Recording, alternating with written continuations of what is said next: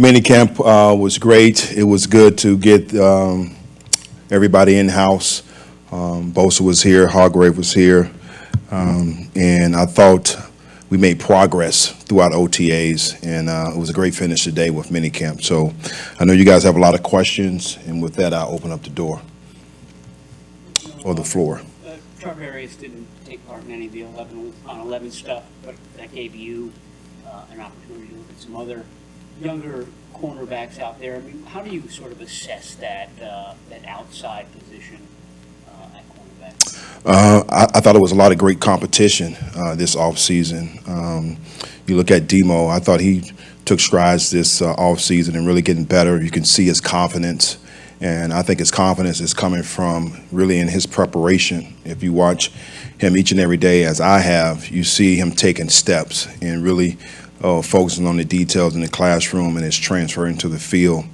Ambry, I thought has had a great OTAs and minicamp. So when you look at those two guys with the amount of reps that they've taken with Mooney not being there, I think there's only been a plus. And I saw progression with Sammy as well, Womack. So I'm excited about the young guys that we have on the outside.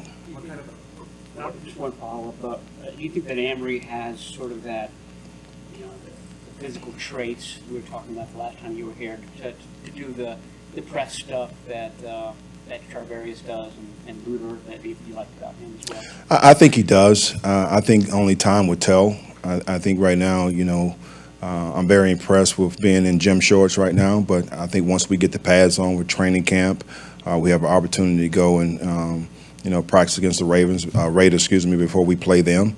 And we'll see exactly once we get the preseason. But I'm very confident that he can get it done. What have you seen or learned about Charvarius Ward? I think he has, just as a person, tremendous character. I just like how he takes care of his business on and off the field.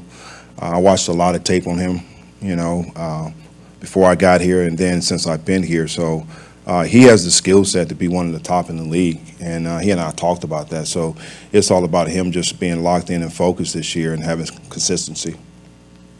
How's it been having Hargrave here? It's been great. I love our guys up front. You're going to hear me say this time and time again. Everything we do starts up front, and we made that commitment with Jed all the way down with John and Kyle to try to assemble the best defensive line in the league. So with him being here, Bosa being here, you talk about Ken Law, you talk about Eric, Drake. I'm excited about what we can do up front this year. Bosa mentioned that he spent some time with you yesterday in a long conversation. When you have those conversations with a player of his caliber, how much is there give and take of you kind of trying to find out what he likes, positions he likes to be put in, things like that? Well, I think really what I was doing, I think I told you guys this from day one, I'm about relationships. So it was more about trying to learn him as a person. And I think as you get to learn him as a person, then now you get a feel for the player. And then you can put him in position. And, one of the things we talked about is just his commitment to this game and him still trying to get better, Defensive Player of the Year. And can I take the next step? Can I do it again? And he has that focus and determination. So I just love coaching guys like that. It's not about my status. It's definitely not about the money. He's committed to trying to be one of the best. Status update on Jair Brown as a rookie. You had a fond appreciation for him. How has he done so far in just a few weeks? I think he's done well. He's had an opportunity with Gibson being here to be able to learn from a veteran guy, and they do a great job communicating and talking. And Gib is one of the older guys in the room, and I think he does a good job trying to relay things from a coach's perspective. So he's helped Jair out tremendously, and his skill set, I told you from day one, I was excited about that, and I've seen him make strides, and his ability to make plays on the ball from the post is tremendous. He covers a lot of ground. On the practice field, you're communicating with a DB almost after every play. Is that kind of the way you're coaching kind of through the back end, or is that just kind of we're just seeing it today? Well, I coach through the back end because that's really my expertise. So I see certain things back there, and I try to make coaching points on the run just to try to get those guys to self-correct themselves, because there's times, of course, during the game you can't get to them. So you just want them to be able to think about what's just happened and then hit the reset button and get ready for the next play. Steve Sir told us last week that when you two talked prior to you taking the job, that it was pretty apparent to him really that you guys saw things in a very similar way. What did he mean by that? Well, I think, you go against these guys, you see them on tape, you got the crossover film and those kind of things, and sometimes you really don't understand the teaching behind it, okay? The wide nines and those kind of things, what we may be doing up front. But once I was able to get here and understand how detailed he coaches everything, it fits into my philosophy and the things that I believe in. So we're on the same page. As a defensive guy and, running things from the back to the front, I emphasize every meeting pointing out things up front just to let those guys understand and know that it's just not lip service. Everything we do starts up front, and I want those guys to understand that. Steve, you probably watched last year's defense with D'Amico.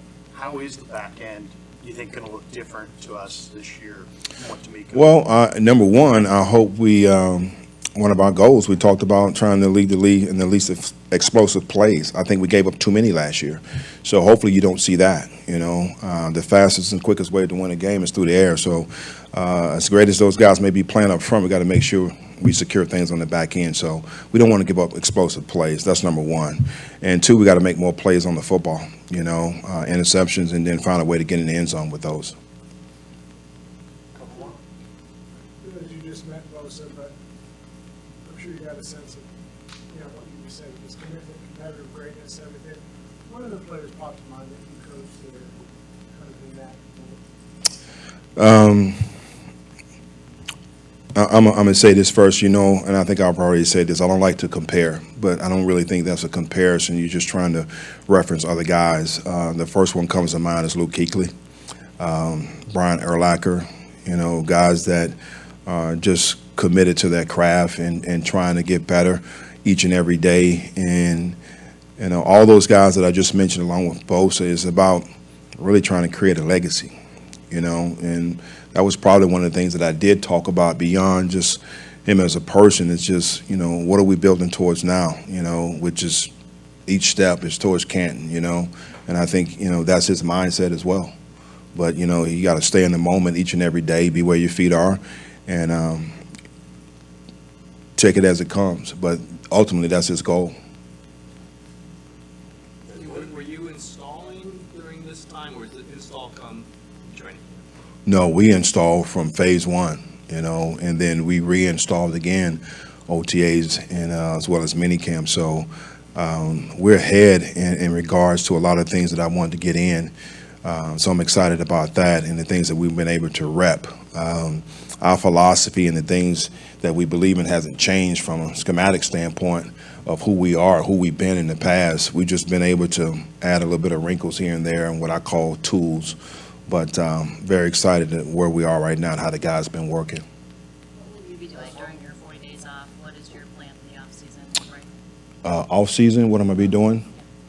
I'll be back in the mountains of North Carolina and Boone, sitting on my deck watching the mountains and probably smoking cigars. And I'm not gonna tell you what else I'll be doing, but it'll be very enjoyable. Do you take a look at film, or what do you? Oh yes, yeah, well, definitely. Before I leave, we have all the cut-ups on my laptop from spring. Trying to go back and figure out how we can improve from there. And you always try to get a jump on your first two opponents. So that'll be things you'll be working on. You're never really on vacation. How much of last season do you look at? Do you look at everything, or do you look at certain things that you pick up on? I think you got to go back and look at just certain things, particularly with us being able to, well, not being able, we're playing the AFC North, right? So I had an opportunity to play that division last year. I played this division last year as well. So I would go back and look at our games, right, that we played against them, just to be able to see certain things and try to get some, some key tendencies from there. Thank you, guys.